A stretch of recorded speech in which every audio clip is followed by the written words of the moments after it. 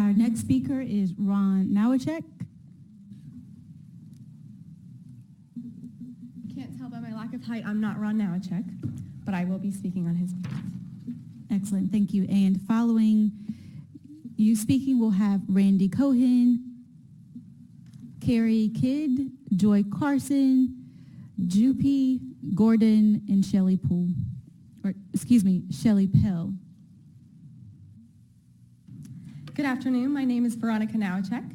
My parents, Ron and Monica, are deeply disappointed that they couldn't make it out to be here with you all tonight, but unfortunately they'd already made plans to fulfill my dying uncle's last wish. It was with tears in her eyes that my mother asked me to speak on their behalf, and I am honored to do so. They wanted me to share a message, firstly, to all of our supporters, and that is simply thank you. Thank you to everybody who's made it out to here today and to everybody who supported this project along the way. We know just how much time, effort, and work went into this, and we are so grateful to each and every one of you. But I also wanted to share my own perspective as someone who's lived here for most of my life. You see, I grew up here in South Wake, lived here from age 8 to 18, and for most of those years, I was a child who, like most children, just wanted to play. And though we are a proud and beautiful area, we don't have a lot of places to play. Not like Raleigh, not like Apex or Cary. No, here in South Wake, my brother and I and our friends would play tag at our local cemetery or through construction sites. We would play wiffle ball in the middle of the busy street or ride our bikes around in circles in our driveway. But when 7 p.m. rolled around, it meant the local golf course was closed. And then we had our best and only park.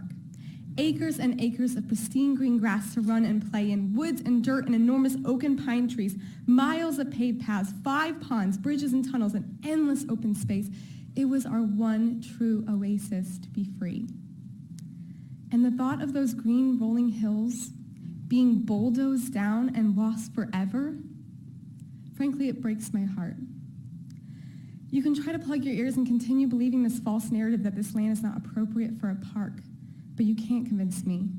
You won't ever convince me. Because as I know, as every kid I grew up with knows, as every kid and adult who actually lives here knows, this is already the best local park we could ask for. But the truth about this land and our cause is not the narrative you seem to prefer. You'll insist that this is a bailout for a failed golf course. What a clever twist of words. I mean, perhaps it works better for a conscience to believe us, the snobbish elites, but is that what we really look like to you? Because when I look around this room, I see hardworking mothers and fathers and grandparents and veterans and children and educators and people passionate about their community and about green open space, promised open space. We may not be from the richest district in the county, but that doesn't mean we're not as deserving of a park as you and your families. On your website, Greg Ford, you write, responsible government works best when leaders listen and take actions consistent with the shared goals of the community. Well, this is your community, and I think you're going to hear a lot from us tonight. Now it's your turn, commissioners. Listen, please. Park, please. Thank you.